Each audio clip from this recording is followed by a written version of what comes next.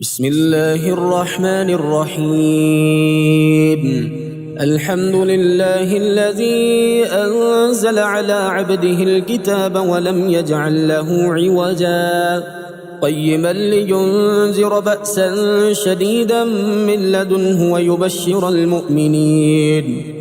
الذين يعملون الصالحات أن لهم أجرا حسنا ماكثين فيه أبدا وينذر الذين قالوا اتخذ الله ولدا ما لهم به من علم ولا لآبائهم كبرت كلمة تخرج من أفواههم إن يقولون إلا كذبا فلعلك باخع نفسك على آثارهم إن لم يؤمنوا بهذا الحديث أسفا إنا جعلنا ما على الأرض زينة لها لنبلوهم أيهم أحسن عملا وإنا لجاعلون ما عليها صعيدا جرزا أم حسبت أن أصحاب الكهف والرقيم كانوا من آياتنا عجبا إذ أوى الفتية إلى الكهف فقالوا ربنا آتنا من لدنك رحمة وهيئ لنا من أمرنا رشدا فضربنا على آذانهم في الكهف سنين عددا ثم بعثناهم لنعلم أي الحزبين يحصى لما لبثوا أمدا نحن نقص عليك نبأهم بالحق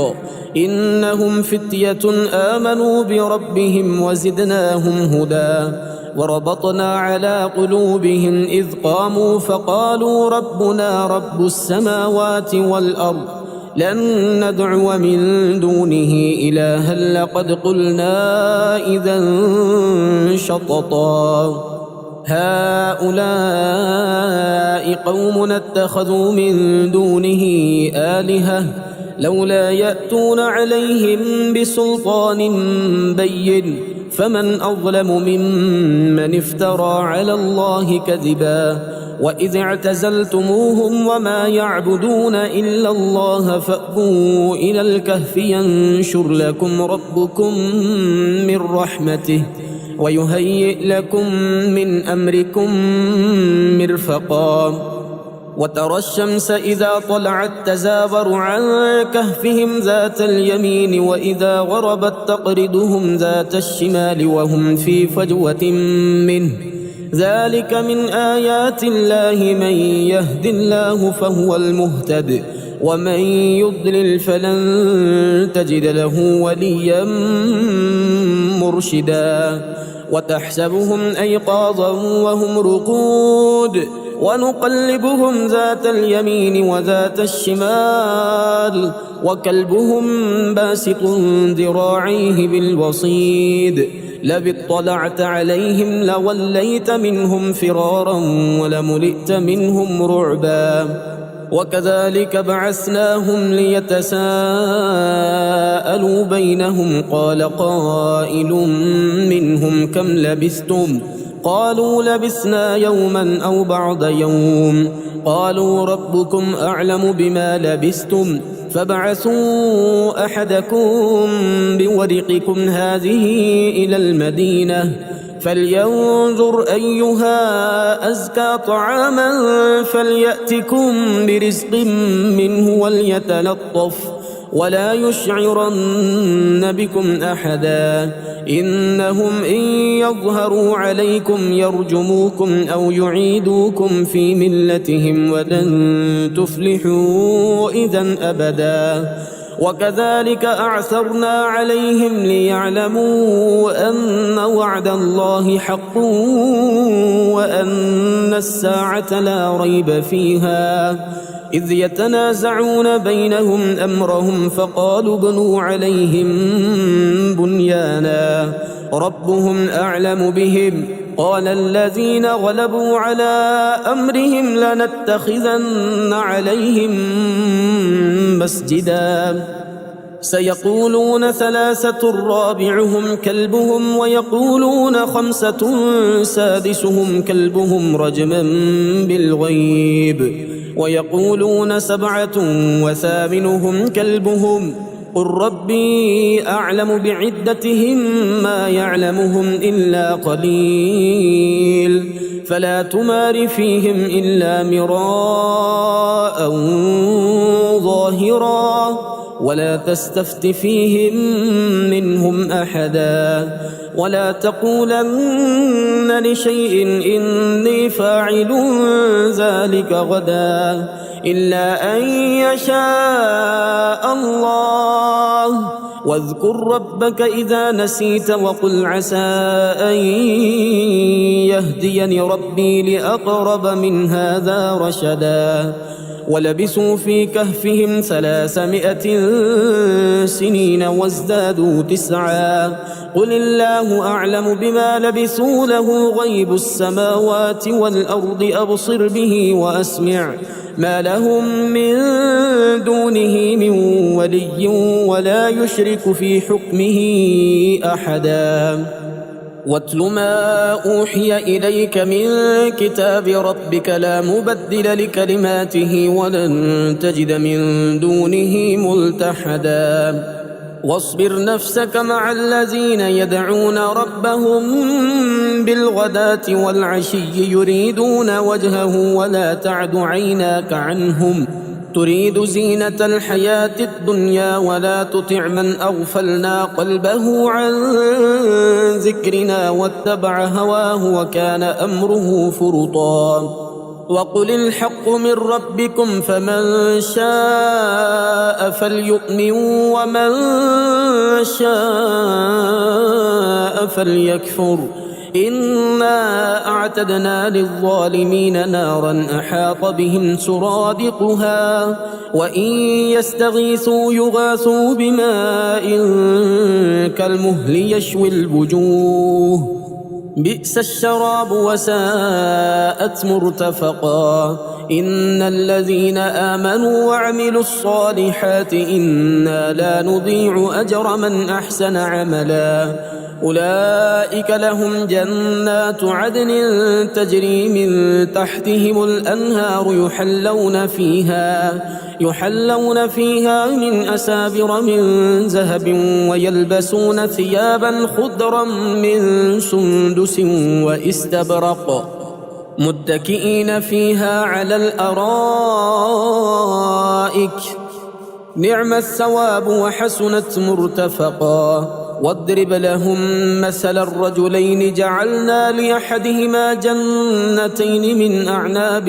وحففناهما بنخل وجعلنا بينهما زرعا كلتا الجنتين آتت أكلها ولم تظلم منه شيئا وفجرنا خلالهما نهرا وكان له ثمر فقال لصاحبه وهو يحاوره أنا أكثر منك مالا وأعز نفرا ودخل جنته وهو ظالم لنفسه قال ما أظن أن تبيد هذه أبدا وما أظن الساعة قائمة ولئن رددت إلى ربي لأجدن خيرا منها منقلبا قال له صاحبه وهو يحاوره أكفرت بالذي خلقك من تراب ثم من نطفة ثم سواك رجلا لكن هو الله ربي ولا أشرك بربي أحدا ولولا إذ دخلت جنتك قلت ما شاء الله لا قوة إلا بالله إن ترني أنا أقل منك مالا وولدا فعسى ربي أن يؤتيني خيرا من جنتك ويرسل عليها حسبانا من السماء فتصبح صعيدا زلقا أو يصبح ماؤها غورا فلن تستطيع له طلبا وأحيط بثمره فأصبح يقلب كفيه على ما أنفق فيها وهي خاوية على عروشها ويقول يا ليتني لم أشرك بربي أحدا ولم تكن له فئة ينصرونه من دون الله وما كان منتصرا هنالك الولاية لله الحق هو خير ثوابا وخير عقبا واضرب لهم مثل الحياة الدنيا كماء أنزلناه من السماء فاختلط به نبات الأرض فأصبح هشيما تذروه الرياح وكان الله على كل شيء مقتدرا المال والبنون زينة الحياة الدنيا والباقيات الصالحات خير عند ربك ثوابا وخير أملا ويوم نسير الجبال وترى الأرض بارزة وحشرناهم فلم نغادر منهم أحدا وعرضوا على ربك صفا لقد جئتمونا كما خلقناكم أول مرة بل زعمتم أن لن نجعل لكم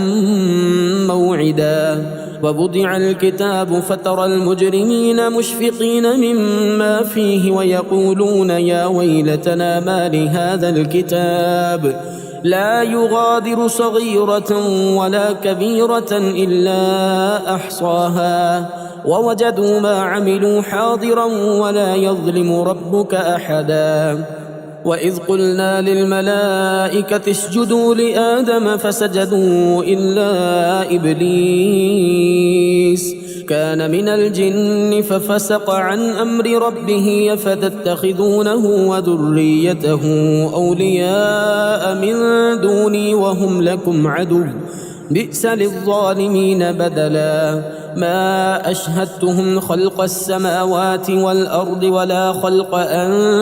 أنفسهم وما كنت متخذ المضلين عضدا ويوم يقول نادوا شركائي الذين زعمتم فدعوهم فلم يستجيبوا لهم وجعلنا بينهم موبقا ورأى المجرمون النار فظنوا أنهم مواقعوها ولم يجدوا عنها مصرفا ولقد صرفنا في هذا القرآن للناس من كل مثل وكان الإنسان أكثر شيء جدلا وما منع الناس أن يؤمنوا إذ جاءهم الهدى ويستغفروا ربهم إلا أن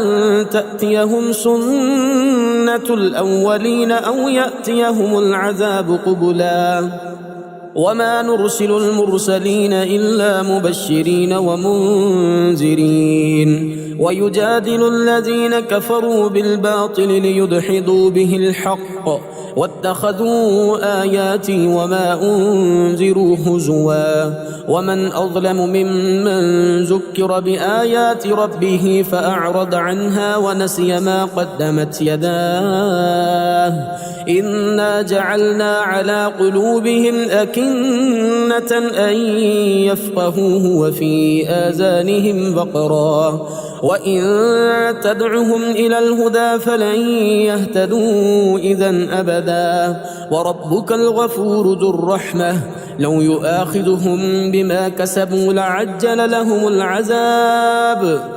بل لهم موعد لن يجدوا من دونه موئلا وتلك القرى أهلكناهم لما ظلموا وجعلنا لمهلكهم موعدا وإذ قال موسى لفتاه لا أبرح حتى أبلغ مجمع البحرين أو أمضي حقبا فلما بلغا مجمع بينهما نسيا حوتهما فاتخذ سبيله في البحر سربا فلما جاوزا قال لفتاه آتنا غداءنا لقد لقينا من سفرنا هذا نصبا قال أرأيت إذ أوينا إلى الصخرة فإني نسيت الحوت وما أنسانيه إلا الشيطان أن أذكره واتخذ سبيله في البحر عجبا قال ذلك ما كنا نبغي فارتدا على آثارهما قصصا فوجدا عبدا من عبادنا آتيناه رحمة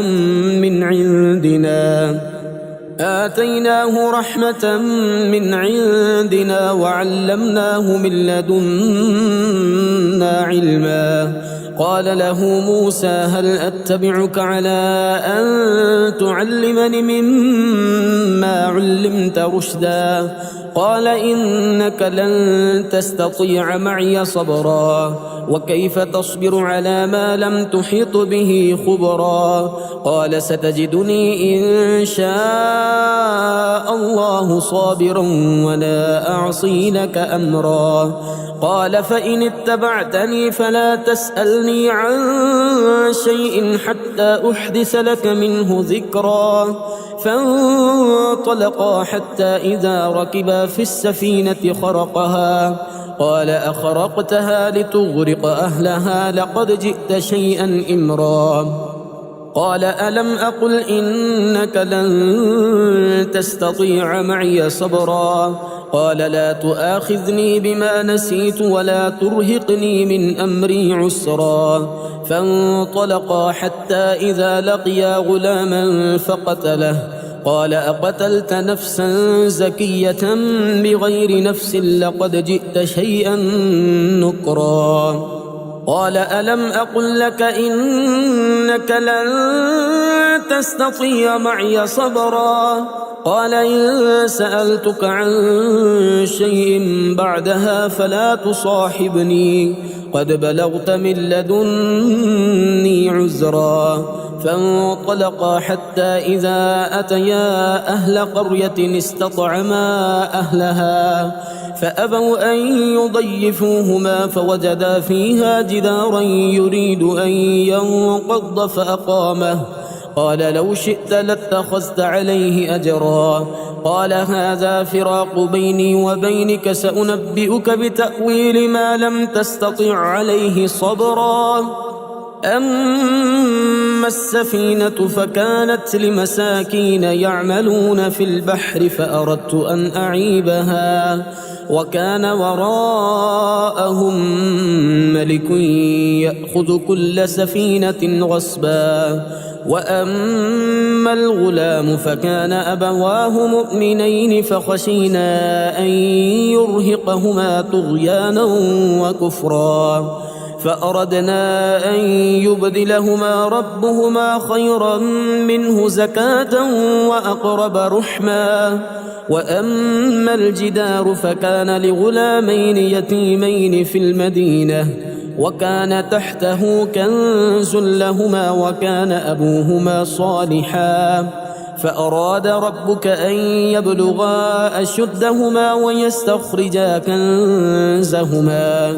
رحمة من ربك وما فعلته عن أمري ذلك تأويل ما لم تسطع عليه صبرا ويسألونك عن ذي القرنين قل سأتلو عليكم منه ذكرا إنا مكنا له في الأرض وآتيناه من كل شيء سببا فأتبع سببا حتى إذا بلغ مغرب الشمس وجدها تغرب في عين حمئة ووجد عندها قوما قلنا يا ذا القرنين إما أن تعذب وإما أن تتخذ فيهم حسنا قال أما من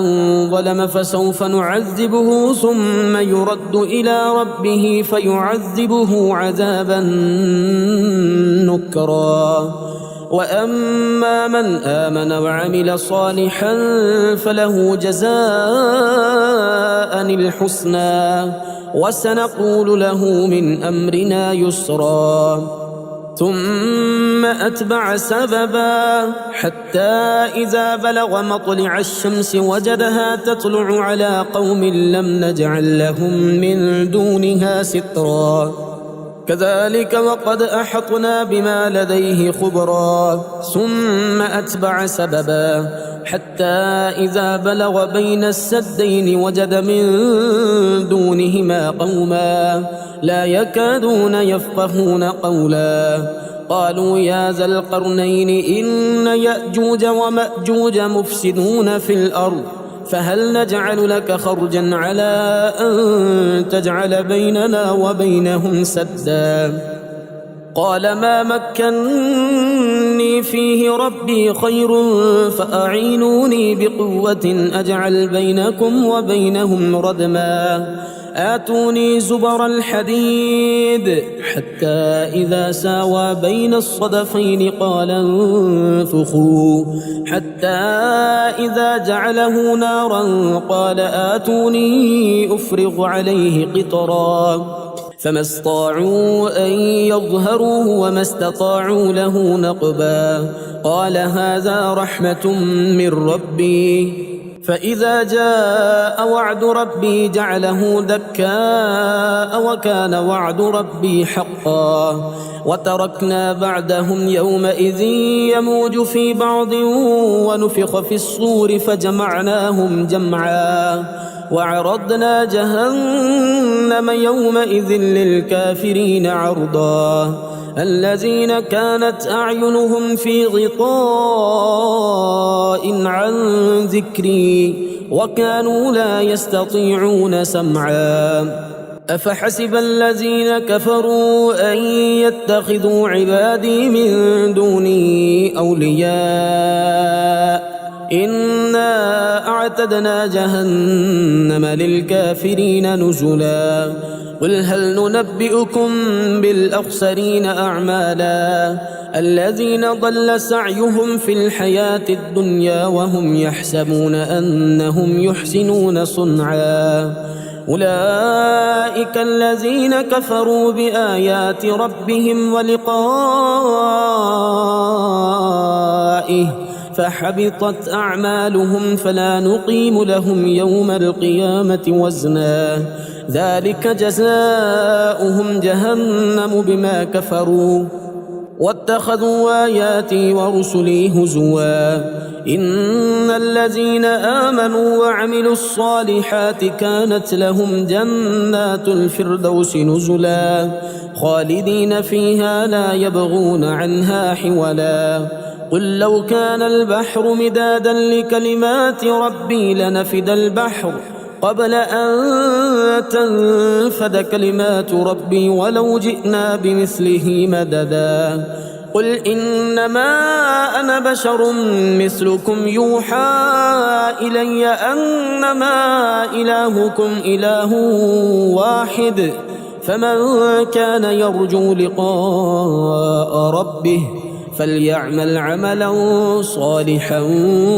ولا يشرك بعبادة ربه أحدا